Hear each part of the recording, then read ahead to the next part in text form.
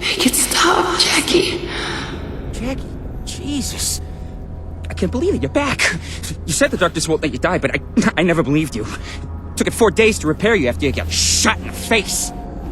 I'm losing my fucking mind. Look, Jackie, I don't know how to tell you this, but they arranged the funeral for your Aunt Sarah today. God damn it. God damn it. It's my fault. It's my fault they killed her. It was that prick Bragg. After he shot you, your Aunt Sarah, Jackie, I'm so sorry. Jesus. It's all going to shit. Your boys beat the Brotherhood back, chased them out of here. But you know that wasn't the last of them, right? We can't let the Brotherhood take the darkness, Jackie. That's not gonna happen.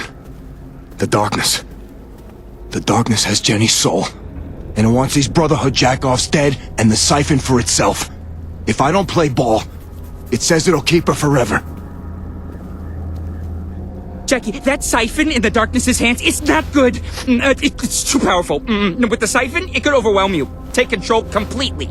I don't have a choice. I won't let it hurt Jenny. Jackie, let's take a step back here, okay? Let's think about this. So, what if she isn't even real? The darkness plays tricks on you, huh? It makes you see things. No, it's her. I know it. I feel it. So, what are you gonna do? I'm gonna go to my Aunt Sarah's funeral. Then I'm gonna go kill a lot of people. Be careful, Jackie. The Brotherhood will stop at nothing to get the darkness. Nothing! This is the very first moment that the game allows us to actually hear Johnny's Relic stories. At this point we have 14 collected, which would be nearly 20 minutes of stories if we listen to them all. Think. God damn it, I can't think straight. Can imagine if we did just sit here and listen to all the stories at once, it would kind of fuck up the pacing that they're going for with the story. Hey, good to see you back on your feet, boss. Someone's gonna pay out their ass for this, Jackie. You just point the way. No one else is quite as surprised as Johnny about our supernatural reincarnation. Guess it has happened plenty of times before. So we're in the aftermath of the mansion being destroyed, and everyone is offering their condolences. Time for us to offer some condolences of our own. Jackie. Hey, Jackie. Hey, look, boss. Once you got popped, we got the rest of those fucking guys out of here before they could drag you off, but we lost a lot of good guys. Eddie, you gotta know I'm sorry. It shouldn't have gone down like this, boss. We didn't do nothing. He was gonna start taking it easy, spend more time on that stupid boat of his. Just ain't right. I'm gonna find those assholes, and I'm gonna kill every one of them. You better. I'm sorry, boss. I don't mean no disrespect. He was gonna start taking it easy, you know? I know, Eddie. I'm sorry. Give my best to your wife, all right? So easy to avoid all the characterization they gave those guys. But they won't let us cheer them up with some shitty music. The game's official soundtrack has 2 In Flames songs on it, so best avoided. The one time Nigel finally takes me out, they destroy the place. Ah, were you there the whole time? Gonna need more than me to clean up this mess. Don't know why Mr. Butcher told me to keep out of the bedroom. We will find out ourselves. Just want to check in with Dolfo first. He's doing well considering he was just gunned down 4 days ago. Hey, what's up? Jackie? So, I was fucked up, huh? Yeah, he's pretty much back to normal. Jackie, boy, are you a sight for sore eyes. I'm really sorry about what happened, Jackie. Fat Tony just mourning in the kitchen. It's where you'll find him in the other mansion visits if you bother to check.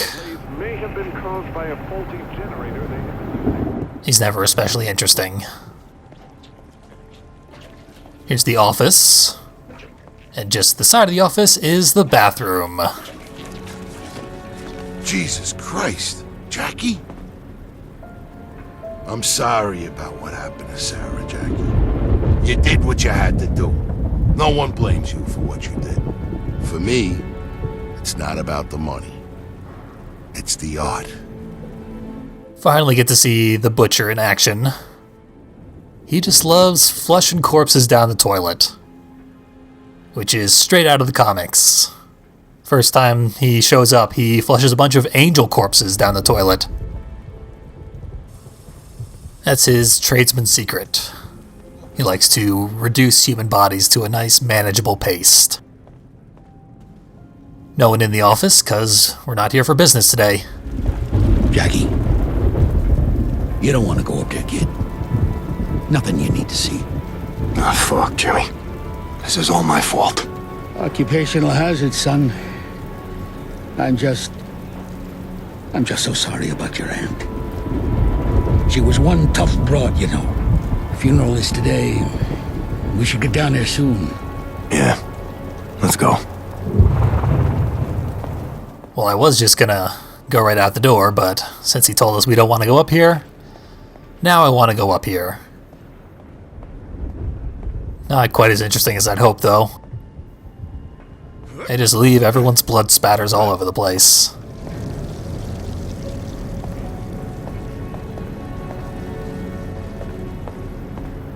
Jackie's splattered head didn't seem to leave much of a remnant. That's odd. But that's all the gore we need to see. For now, at least. Off to the funeral. Boss, we're ready to head to the cemetery. Just say the word and we're gone. Time to go say goodbye to Aunt Sarah, Vinny. You go ahead. I'll make sure the boys are ready for you when you get there.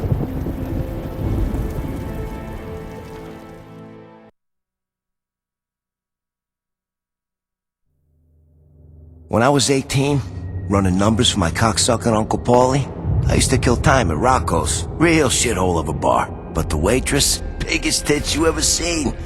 I'm pissed drunk this one time, and I hear someone call my name. Next thing I know, 5 goons are stomping my head in. Fucking assholes put me in the hospital for a week. 2 people sat with me the whole time. Jenny and my Aunt Sarah. My last day there, when I'm finally healed up, Aunt Sarah leans in, slips me a piece of paper. It's got the names and addresses of the assholes who put me in there. One look and I got the lesson. I wasn't gonna make the same mistake those fuckers did.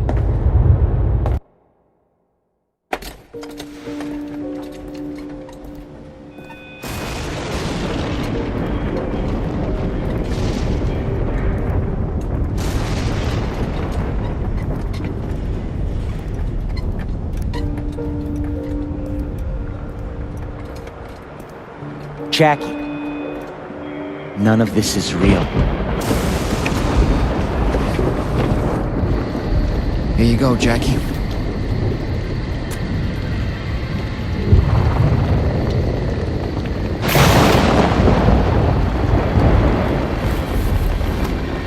Come on, Jackie, let's you and me head up. The church put on a beautiful service. Yeah, they did it right, didn't they, Vinny? You bet. Top shelf all the way. Classy. Little long, but you know us Catholics like to talk.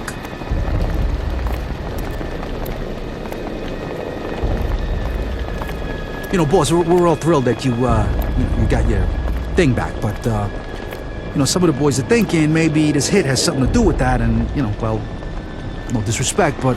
Just spit it out, Vin. You know that ain't no one's gonna back you up more than me, Jackie. Just give the boys something to go on, okay? Well, not for nothing, you spent 4 days in the back room with that crazy prick Johnny when by rights you should have been dead. We just want to know what we're up against here, you know? Let's go up. People are gonna be glad to see you back in one piece, boss. I tell you, it wouldn't have been the same seeing your Aunt Sarah off without the old Jackie Estacado. Yeah, I'd buy that this is a Catholic graveyard. Really extravagant, gothic, and creepy. Never really noticed the hand-painted skybox. It's actually very surreal, but really cool. Not sure it fits for the game, but I like it. I'm sorry for your loss, Jackie. Thanks, replacement Frank. then some crazy fucking Lord of the Rings and SWAT gear looking motherfucker tries to drag Jackie off, right? After shooting him in the face. But we were all, fuck that, and we pushed him back, and then we sent him packing. Yeah, well, we never would have made that last push if Jackie didn't take out so many of those fucking guys. Holy shit, it's Jackie. I can't believe you're back. Speak of the devil, they say, right? Kind of weird that the Brotherhood didn't kill pretty much anyone besides Frank and Sarah. They say some nameless goons got off, but we don't really see any evidence. My condolences, boss. Someone's gonna pay for this, Jackie. I know this is a tough pill to swallow, Jackie. But she's home now, right? Buried here with the rest of your family. It's a shame Jenny wasn't buried here too, you know. She was family to you. I'm sorry she's gone. She's always with me. Jackie, I know what a terrible burden you carry, but carrying that burden is what made you strong. What'll get you through this. I want you to know I think you...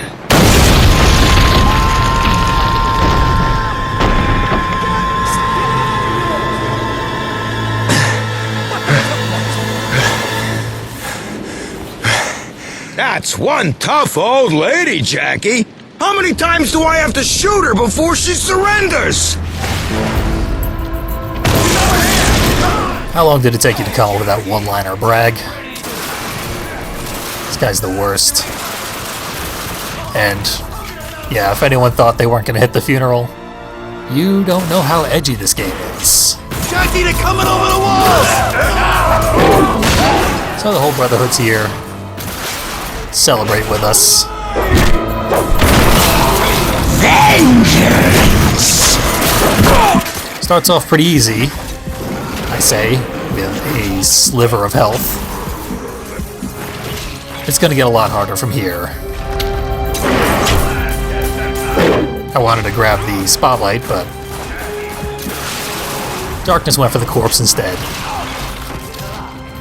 It's very hard to precisely choose what you want to grab. Sometimes that's a matter of life and death, and it isn't always your fault when it goes wrong. Bit unfortunate, but usually the controls work out in your favor. Usually. Observant viewers will note, while we were fighting, we saw a big purple aura behind the Virgin Mary statue. It's Cain, our first relic.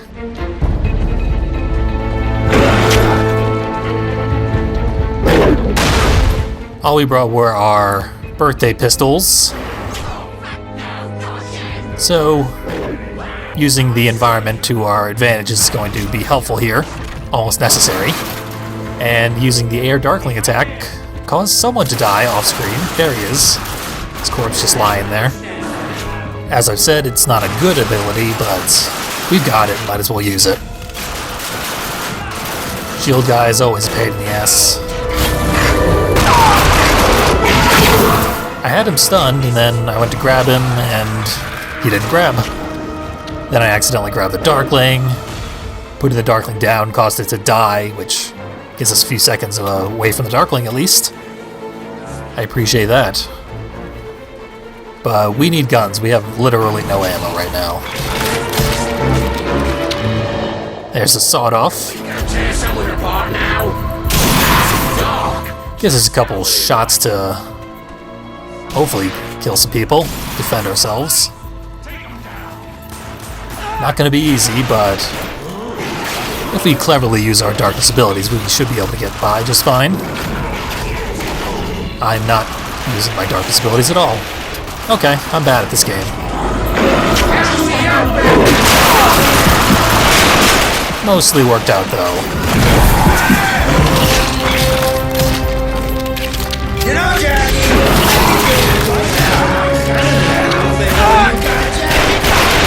Bragg's going to harass us throughout this whole level. They don't subtitle him, and his voice has a weird effect over it, so it's hard to tell what he's saying, but it's all just profane taunts. He's pathetic. He calls us douche staccato and shit like that. I'm happier not knowing what he's saying.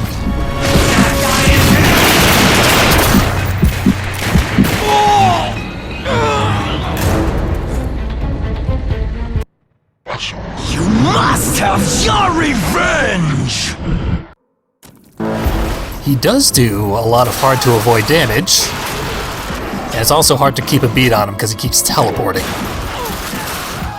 So, it's frustrating to fight him in this area.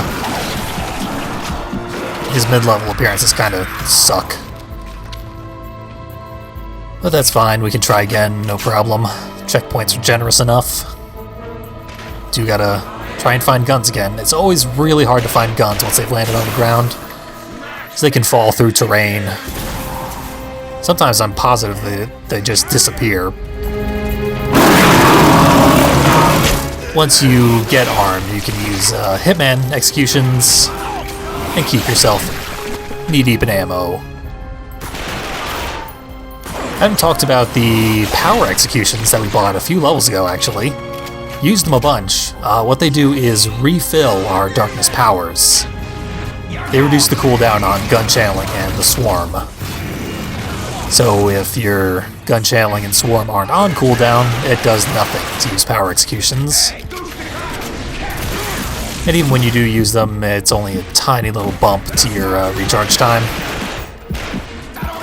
Mostly they're just cool animations that I like to show off every so often.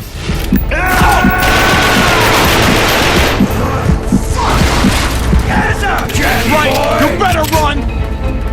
Got him off our case for a little while. Don't know why he broke the gate down for us when he can teleport. Punish him. He likes to play fair. Since we've seen Aunt Sarah for the last time at her unplanned open casket funeral, I'll just mention that her comic incarnation has the same backstory. She's the widow of a long-dead French heady crime boss, but she is severely demented from old age. She's not some respected old font of wisdom. She's just a safe place to lay low every so often. But anyway, finally got the dark armor I wanted so much, and an upgrade to Heart Eating, which now causes it to heal 2 bars of health instead of 1. Dark armor makes us take less damage from getting shot, so our longevity is increased dramatically. While we got some downtime, let's check out the Darkling's visual design, specifically his hat. Rather, it is a skinned cat that he wears on his head. After this game's release in 2012, the comics came back for a little while, and they introduced a new character, which was a doppelganger of Jackie Estacado. Because Jackie was exorcised of the darkness, he no longer wields it. But it has to be wielded, so it creates an exact clone of Jackie, and inhabits that, and goes about its darkness business. There's all kinds of wacky hijinks. The clone has sex with Jenny, who is back to life due to a complete universal reset. Then it takes the form of Jenny and has sex with Jackie too, for no particular reason. I bring that up because the clone of Jackie has a little Darkling cohort of its own, just one Darkling that it carries everywhere with it. That Darkling goes by the nickname Cathead, because it wears a skinned cat on its head. And I kind of feel like they are mocking the video game, saying that it is not the canonical version of Jackie, rather some weird clone creep that they'd rather not have their comic book Jackie associated with. Make him a foe of the comics. Sort of like how the Devil May Cry series keeps hinting that the guy in Devil May Cry 2 is not Dante.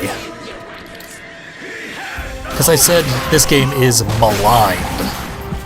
Quite unfairly, I think. I mean, it's a good game. In my opinion, it solves a lot of the problems from the first game, which is mostly beloved. Specifically, the first game had a lot of problems with giving the player any sort of agency. As Jackie, you would just go do what a guy says, then that thing would go horribly wrong, and you would pay dearly for it. So the correct thing to do throughout the entirety of the first Darkness game was to fail at every turn. And that felt like shit. I did not enjoy it. In the second game, you decide what you do, and most of the time it works out. Until the brothel mission. Once they introduce the Brotherhood has to be just too powerful for Jackie to deal with. And, yeah, things sort of start to take the same arc that the first game did, that I hated. Maybe it'll be better overall, we'll see. Also, speaking of the Darkling's design, if you bought the special edition of the game, and the entire first printing of the game was the special edition, so the majority of copies that exist on the consoles are the special edition. I bought an unopened copy of it last year for $15. But it came with a bunch of special features. One of them was a Darkling outfit that you could wear for the entire game, called the Crazy Abdul outfit. Crazy Abdul was a taxi driver that Jackie mentioned in the first game. The outfit is like a biker. It's like a leather vest with tinted sunglasses and fingerless gloves and shit. I don't know what they were going for. We can't see it though because it's been delisted from the PlayStation 3 at least. I don't know if it's available on Xbox 360 or PC. I assume it is not. Also, the special edition came with upgrades for Jackie. You could have Gourmet Hearts or the Relic Hunter upgrade. Relic Hunter probably just showed you where relics are. That's what Game FAQs is for. Gourmet Hearts presumably gave you more Dark Essence from eating hearts. But again, can't say it for sure. No longer available. That was the first time in the main game that we were introduced to a new enemy type. Guys with whips.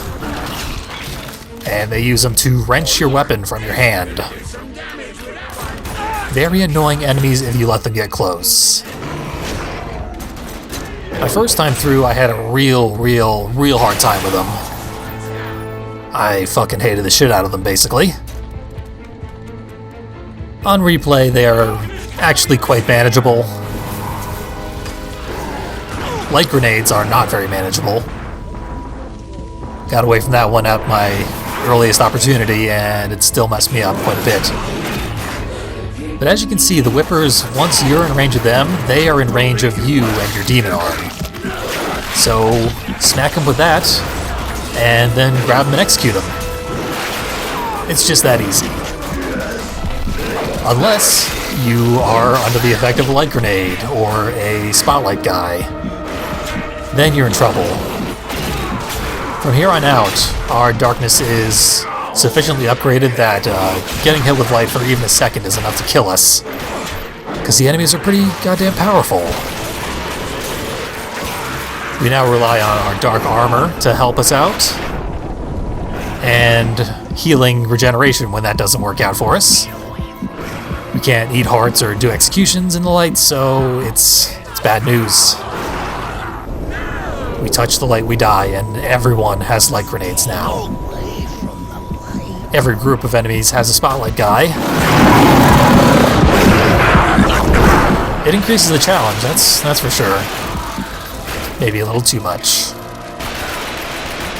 And one of the reasons I wanted dark armor is because it's how the darkness manifests in the comics. From the very first time Jackie ever gets the darkness, it appears as a suit of, like, superhero armor. It covers his entire body except for his beautiful black hair. Eventually, as the comics go on, they decide to draw him more like the Jackie from the first game. Just a dude with tentacles coming out of his back.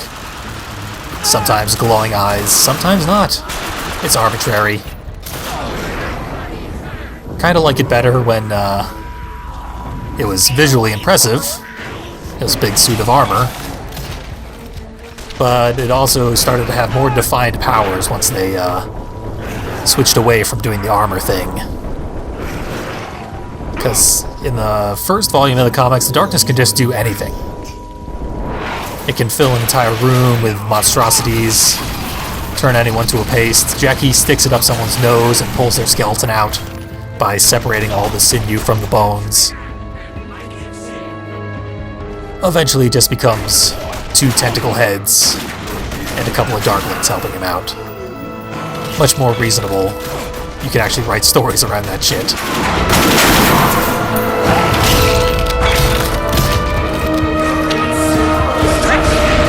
Brag's back. No big deal.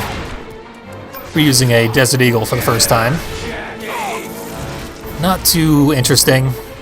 It's a little less powerful than the Cobra, but it has a larger clip. Much faster fire rate. So better overall, but the Cobra's not great, so Desert Eagle, not much better. The Striker is a fantastic gun, though. It's the highest tier of the rifles. Feast on his flesh! We'll get to it, Darkness. The Striker is semi-automatic. If you hold the fire button, it just fires once. You have to repeatedly tap it. But each shot does just a ton of damage. It's basically like a long-range shotgun. That's how it feels, at least.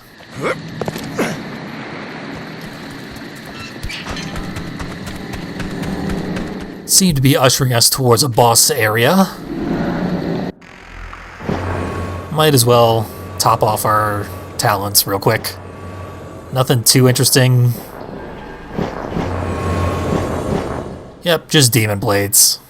Terrible upgrade, but required for the black hole. Now when we eat a heart, our demon arm will temporarily grow blades and deal more damage. The window is like 2 or 3 seconds. It's useless. So we finally made it to the church that this is a graveyard of. There's a bunch of ammo boxes and pre-slain corpses lying around, as well as a handful of enemies. Just a subtle reminder that corpses are our health pickups for this game.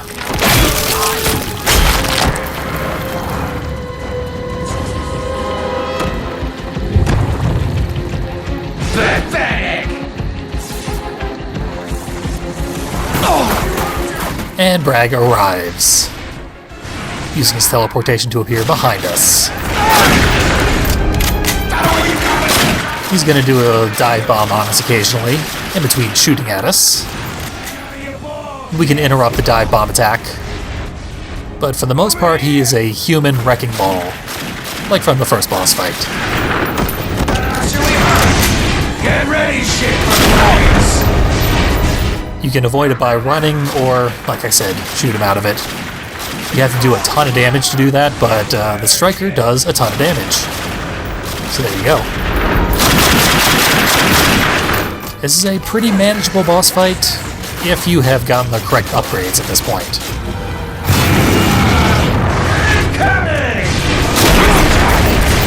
If not, that would do a full quarter of our health bar, if we didn't have the dark armor. 2 or 3 of those, and we would have to step away, go find a corpse to eat. Eventually we'd run out of corpses. Hang on to your balls, Nancy! He is just about to half health. There we go. You got us the cow! Moves on to his second phase, where he brings in a van of backup. And leaves the area. If you have a hard time with the whipping guys, this is a really bad phase for you. And as I mentioned, once a gun is on the ground, sometimes it's just gone. You may never get it back. So if you do get hit by one of the whippers, you could just not have any gun for the rest of this area. Considering how heavily we're going to rely on the Striker, could be some bad news. We've got 3 guns now, though, so we're fine.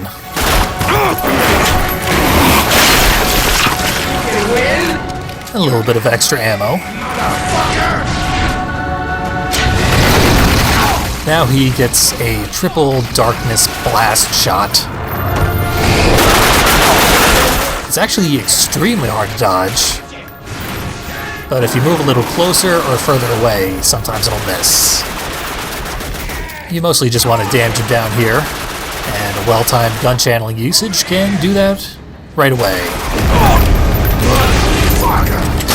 I had some trouble with this on my first playthrough. I think I only died once. And then it's got mid-boss checkpoints, so it's balanced well enough that it's pretty satisfying to kill this prick. You're just a vessel for the darkness, Estacado. You're a flesh-covered suitcase. A temporary... This guy's tongue out! Finish it! Kill me! You know you want to.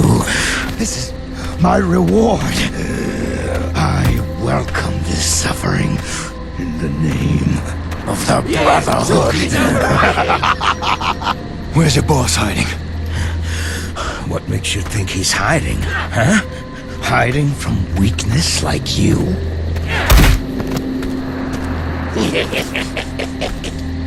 He's at Hellgate. You remember Hellgate, don't you, Jackie? So many fond memories there, huh? Come pay us a visit. We're waiting for you. Hellgate, huh? Thanks for the help, asshole.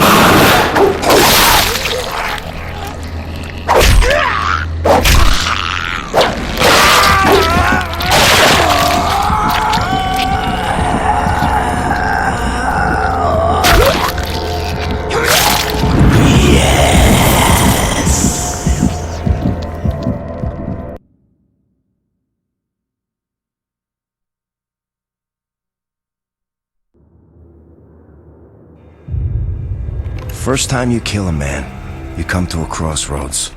You learn something about yourself. You don't learn what you're capable of or how bad a person you are or any of that bullshit. You learn you can sleep at night after, or you learn you can't. You're either haunted, or you're not. I was 16 years old the first time I killed a man. And I slept like a baby every night since.